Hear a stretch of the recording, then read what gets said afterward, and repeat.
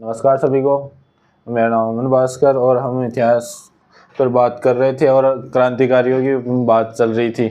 आज उसी श्रृंखला को हम आगे बढ़ाते हैं और उसमें हमने कल जैसे केसरी सिंह बारठ की बात की थी, तो आज उन्हीं के भाई की बात कर लेते हैं, जो है जोरावर सिंह बारठ।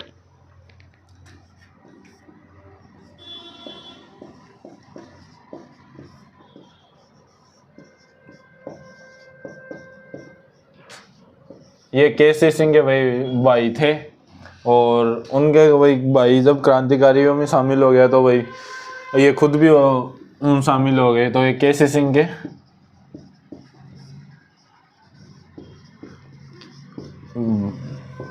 तो ये हमने बात की थी, भाई केसरी सिंह ने अपने समस्त परिवार को क्रांति का गतिविधियों में झोंक दिया था कि भाई सभी को शामिल किया था इन्होंने।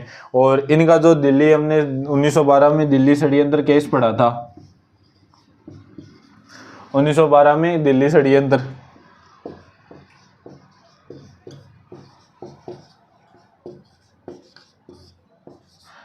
केस में इनका नाम आने लगा। वही दिल्ली षड्यंत्र केस की हमने बात की थी कि लॉर्ड हार्डिंग पर बम फेंका गया था जब राजधानी चेंज कर रहे थे, तब दिल्ली को जब राजधानी बना रहे थे तब लॉर्ड हार्डिंग पर चांदनी चौक के वहाँ से फेंका, चांदनी चौक से यहाँ पे बम फेंका गया था इनके द्वारा। तो भाई इनके ऊपर अरेस्ट वारंट जारी हो गया। बारडो फिर भी कोई नहीं आता हो, न हरकताऊँ बाज आयो कि भाई एक कांड तो कर दियो, बोले एक दूसरो और करो, बोले कौन सो निमेज। कल हमने जब अर्जुन लाल सेठी की बात की थी तब उनका हमने बात की थी, तो उसी निमेज हत्याकांड में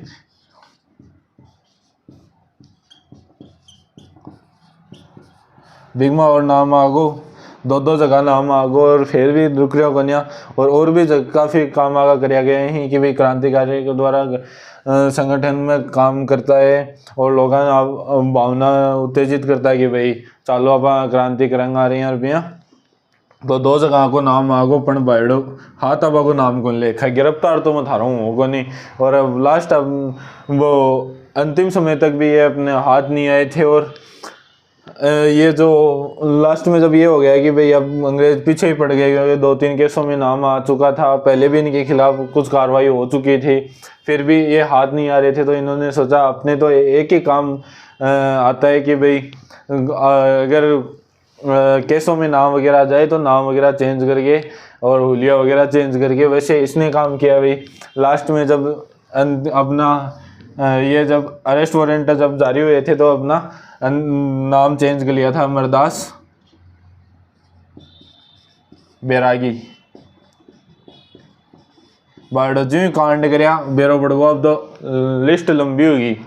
बारडो डाडी डूडी बड़ा कि एकदम यहाँ सन्यासी टाइप आदमी होगी और नाम चेंज कर लियो, बोले आज से जोरावर सिंह बारठ को कोई नहीं जानता, हमारा अमरदास बैरागी हैं।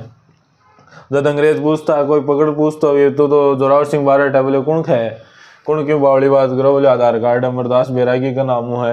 तो इनका लास्ट समय अमरदास बैरागी के नाम से बीता था और इनकी मृत्यु लास्ट में 1939 में कोटा के अंदर आत्रिया हवेलियों में इनकी मृत्यु हो जाती है। और ये आजीवन पुलिस के हाथ नहीं आई, फरार ही रही। तो इसी कारण इनको राजस्थान का चंद्रशेखर आज़ाद भी बोलते हैं कि भाई हाथ को नहीं आयो वाइडो जी। तो जी जय चंद्रशेखर आज़ाद भी बोले कि मैं हाथ कुनियाऊँ, लास्ट में खुद के गोली मार ली कि भाई जब एलिफेंट पार्क में अंग्रेजा सा गए मुठभेड़ हो रही ही, तो 26 फरवरी को इन्होंने अपने जब फायरिंग में ये हो गया कि भाई अब कुछ बचा नहीं, फायरिंग कर रहे थे, लास्ट में गोलियां ख़त्म हो गई, तो लास्ट में जेबें चेक करी तो एक गोली निकल के आई।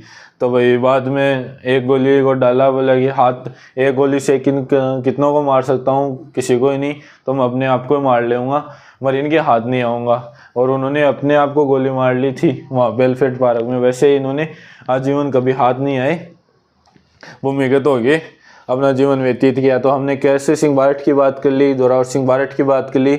और केसरी सिंह का एक पुत्र था जोरा प्रताप सिंह बारठ।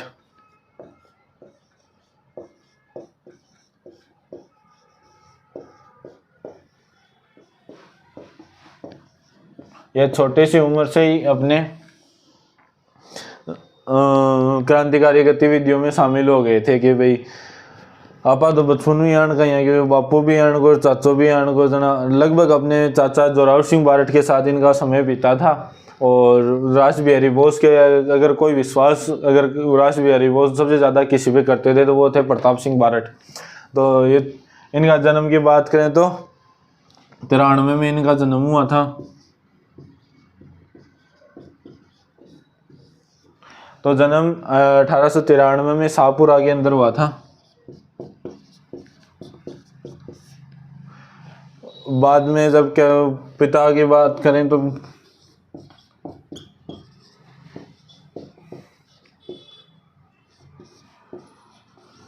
केसी सिंह बारट इनके पिता थे और इनका जन्म 1893 में शाहपुरा में हुआ।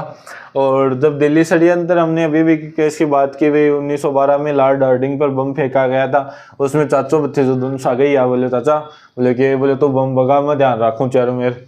तो ये दिल्ली षड्यंत्र में भी शामिल थे।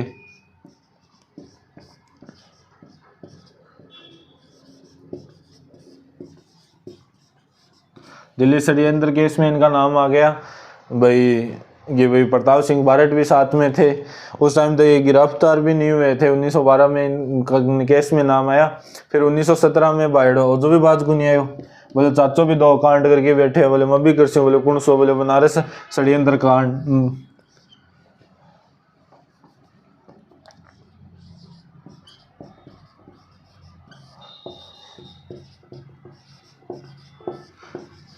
तो इनका 2 केसों में नाम आ रहा था, एक तो दिल्ली षड्यंत्र केस और एक था बनारस षड्यंत्र केस। तो इन बनारस षड्यंत्र केस में 1917 में इनको गिरफ्तार कर लिया गया कि भाई आजा, क्योंकि एक ये स्टेशन पे खड़े थे और स्टेशन के मास्टर ने जब इनके साथ धोखेबाजी की थी, इनके मास्टर ही थे वो, इन्होंने धोखेबाजी की थी और इनको पकड़वा दिया था। तो 1917 में इनको गिरफ्तार कर लेते हैं। बायडो जाए गिरफ्तार और सीधी 5 साल की सजा हो जाए। और बनारस बरेली जेल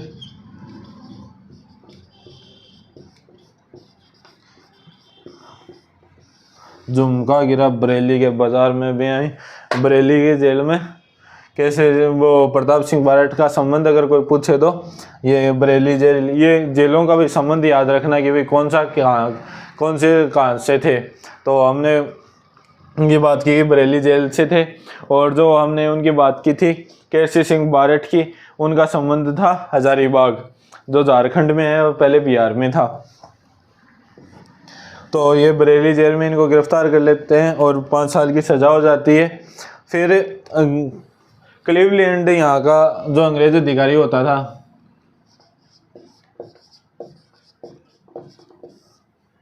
बायडो बहुत जुल्म कराया के ऊपर, प्रताप सिंह बारट के ऊपर खूब जुल्म करा कि भाई बनारस षड्यंत्र केस में तेरे अन्य साथी कौन थे।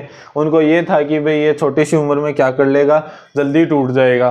तो इनको अमानवीय यातनाएं दी गई और इन अमानवीय यातनाओं के कारण, और लास्ट में क्लीवलैंड ने बोला भी था कि तेरी माँ तेरे बारे में सोच के रोती होगी। तो इन्होंने भाई एक अच्छा क्रांतिकारी का बेटा था और खुद भी एक समझदार बालक था। तो इसने कहा था कि भाई मेरी माँ के आंसू पहुँचने के कारण मैं हज़ारों माँओं के रोने का कारण नहीं बन सकता। तो ये भी थोड़ा याद रख लेना कि ये किसने कहा था, प्रताप सिंह बारट की भाई मेरी माँ रोती है तो रोने दो, मैं मेरी माँ के आंसू पहुँचने के कारण हज़ारों माँओं का रोने का कारण नहीं बन सकता। तो क्लीवलैंड ने भाई फिर वापस यातनाएं चालू की, वापस इनके ऊपर टॉर्चर बढ़ाया और लास्ट में इनके ऊपर अमानवीय यातनाएं के कारण इनकी मृत्यु हो जाती है। और बाद में मृत्यु होने के बाद में जब क्लीवलैंड ने इनकी मृत्यु हो गई थी तो क्लीवलैंड ने कहा था कि भाई आज तक मैंने इतना मजबूत बालक नहीं देखा था।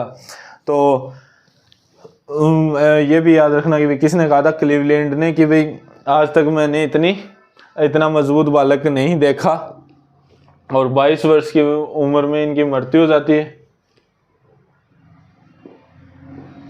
तो ये थोड़ा याद रख लेना। और कब हुई थी, 1918 देख ले, 17 में गिरफ्तार कराया और लास्ट में 18 ताणी आने अमानवीय यातनाएं दी गई, जिसके अंदर बाद में यहाँ भी हथकंडो अपनाया कि भाई तेरी माँ तन सोच के बहुत रोए है, पर प्रताप सिंह बारट फिर भी नहीं झुके।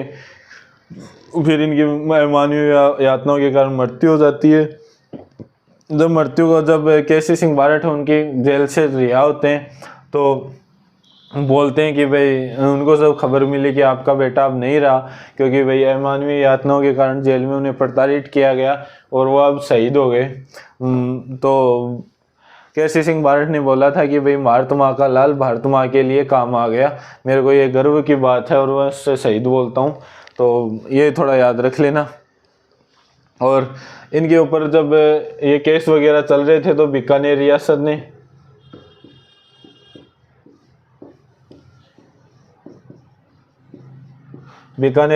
ने इनके ऊपर प्रतिबंध लगा दिया था।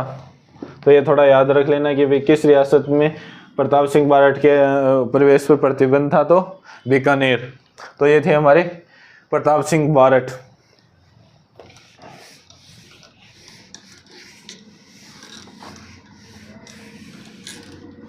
अब हम अगले क्रांतिकारी की बात करें तो वो थे हीरालाल शास्त्री।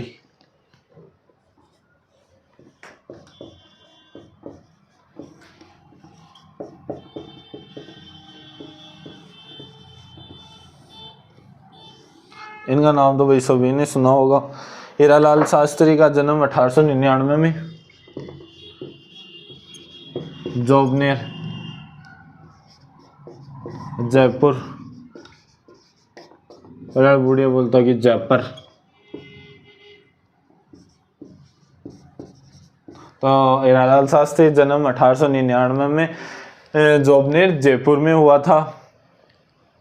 और इन्होंने, हम बात करते हैं कि इनकी भाई प्रजामंडल में भी इनका नाम आता है। इन्होंने जो जयपुर प्रजामंडल था उसका पुनर्गठन भी किया था। तो ये थे हीरालाल शास्त्री। और इनके जो प्रजामंडल वगैरह की तो प्रजामंडल में बात करेंगे। और इन्होंने 1927 में निवाई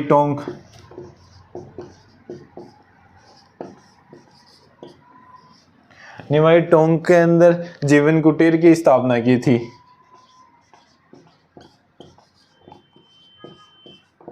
जिसको हम वर्तमान में वनस्पति विद्यापीठ के नाम से जानते हैं।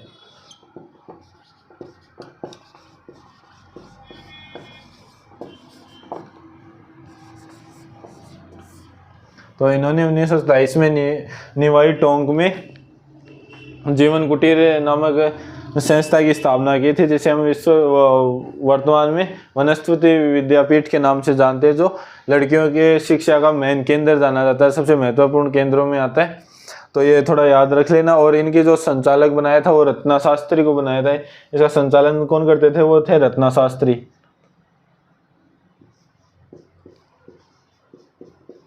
रत्ना शास्त्री हीरालाल शास्त्री की पत्नी थी और वो संचालन कर रही थी। और जो ये जीवन कुटीर थी, यहाँ पे ये इन हीरालाल शास्त्री की बेटी यहाँ बच्चों को शिक्षा प्रदान करवाती थी।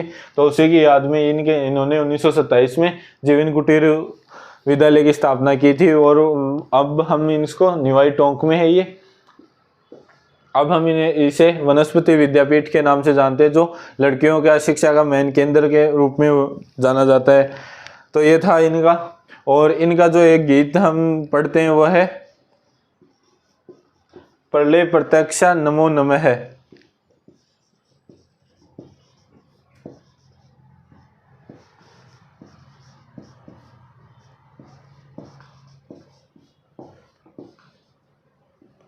तो भाई इनका एक गीत भी आया है, ये याद रख लेना।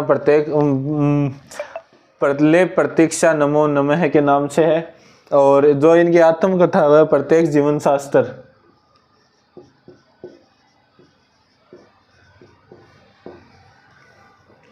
तो ये दो थे कि भाई इनका गीत तो था प्रलय प्रत्यक्षा नमो नमः है। और जो आत्मकथा थी वो प्रत्येक जीवन शास्त्र थी। और इन्होंने एक जेंटलमैन एग्रीमेंट भी किया था भाई, प्रजामंडल में जब थे ये, तो इन्होंने एक जेंटलमैन एग्रीमेंट भी इनका सामने आता है।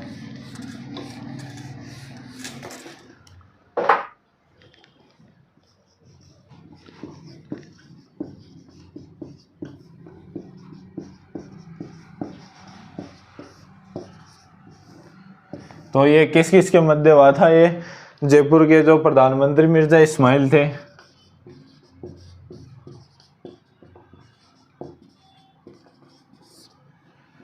जो MI रोड है ना वो इनके नाम है कि मिर्जा इस्माइल के, और प्लस हीरालाल शास्त्री।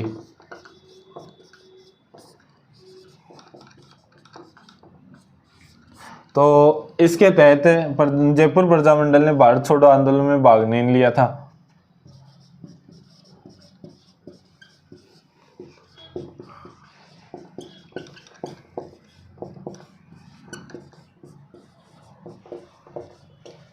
तो ये जेंटल एग्रीमेंट किन किन कब हुआ था? सितंबर 1942 को।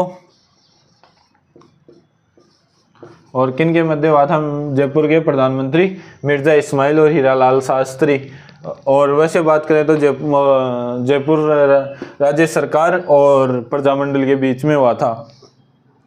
और इसके तहत जब प्रजामंडल भारत छोड़ो आंदोलन में भाग नहीं लेगा, ऐसे तो इसकी 5 शर्तें मानते हैं, मगर इसको एक ऐसे रूप में याद रख लेना कि भारत छोड़ो आंदोलन में भाग नहीं लेगा जयपुर प्रजामंडल। अगर 5 शर्तों की हम बात करें तो अगर कि प्रजामंडल शांतिपूर्वक युद्ध विरोधी नीतियों का अभियान में कर सकेगा, मतलब पहले तो इसको ऐसे याद रख लेना कि प्रजामंडल भारत छोड़ो आंदोलन में भाग नहीं लेगा। किसके मध्य हुआ था? मिर्जा इस्माइल, हीरालाल शास्त्री, और सितंबर 1942 में। और ये इसके तहत 5 शर्तें थी कि भाई युद्ध में राज्य सरकार जन धन की सहायता नहीं करेगा अंग्रेजों की, कि भाई पीसो पाई आदमी उदमी का आपकी सेना नहीं भेजोगो। बोले ठीक है। बोले और बता? हीरालाल शास्त्री फिर बोला कि प्रजामंडल शांति रूप युद्ध विरोध वो प्रदर्शन कर सकोगो, स्वतंत्रता है ना बोलो कर सकोगो। मिर्जा इस्माइल बोलो ठीक है। ब्रिटिश प्रांतों से बागमाइन जो क्रांतिकारी हा, मतलब जो आंदोलनकारी, तो बाने ने जयपुर में अगर रुकना चाहें तो बागे ऊपर प्रतिबंध नहीं लगाया जाएगा, क्योंकि हम पढ़ते हैं जैसे प्रताप सिंह बारठ को बीकानेर में नहीं प्रवेश दिया जाता था, जयनारायण व्यास को जोधपुर में नहीं। वैसे ही बोले कि ब्रिटिश प्रांतों से आए हुए कोई भी आदमी है तो उसके प्रवेश पर प्रतिबंध नहीं लगाएगा जयपुर सरकार। और अगर चौथी की बात करें तो जनता को उत्तरदायी शासन देने की व्यवस्था करेगी राज्य सरकार। और जो 5वीं शर्त थी वो थी प्रजामंडल महाराजा के विरुद्ध किसी प्रकार की सीधी कार्रवाई नहीं करेगा। भाई मिर्जा इस्माइल बोलो यार एक आदि तो मैं भी टेकूँ जा, बोलो बता ना, बोलो प्रजामंडल है ना था लो जो को महाराजा के खिलाफ सीधी कार्रवाई में भाग कौन लेको कि भाई चालता ही थे झंडोल राधियों की जादुइयाँ हरबियाँ हैं तो बा नहीं होगी। तो ये 5 शर्तें थी। कौन कौन सी थी? युद्ध में राज्य सरकार जन धन की सहायता नहीं करेगा अंग्रेजों की, प्रजामंडल शांतिपूर्वक युद्ध विरोधी अभियान चला सकेगा, स्वतंत्रता है उसको बोलो है, ब्रिटिश प्रांतों से आने वाले किसी भी आंदोलनकारी को वहाँ पे प्रवेश के ऊपर प्रतिबंध नहीं लगाएगा। और चौथा था जनता को उत्तरदायी शासन देंगे, मतलब प्रयास करेगी राज्य सरकार। बोलो ठीक है। बोलो बाने इस्माइल बोलो एक मैं भी रखूँ, बोले 5 तो पूरी करा। बोले बता? बोले प्रजामंडल महाराजा के विरुद्ध किसी भी प्रकार की सीधी कार्रवाई में भाग नहीं लेगा। बोले ठीक है। ये थी। और जो 30 मार्च को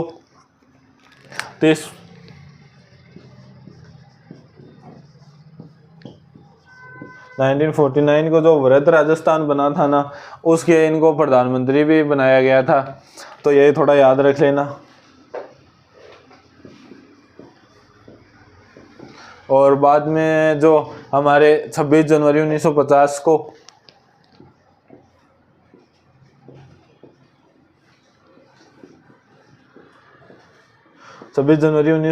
को इन्हें राजस्थान के प्रथम मनोनीत CM भी रहे थे। तो ये थोड़ा सा याद रख लेना। हीरालाल शास्त्री जिन्होंने जेंटलमैन एग्रीमेंट किया था सितंबर 1942, मिर्जा इस्माइल प्लस हीरालाल शास्त्री भारत छोड़ो आंदोलन में प्रजामंडल भाग नहीं लेगा। और इन्होंने जीवन कुटीर की स्थापना की थी जिसे हम वनस्पति विद्यापीठ के नाम से भी जानते हैं। तो ये थे हमारे हीरालाल शास्त्री और प्रताप सिंह बारठ और जोरावर सिंह बारठ की बात हो चुकी है, और आगे की हम कल बात करें। ओके, धन्यवाद।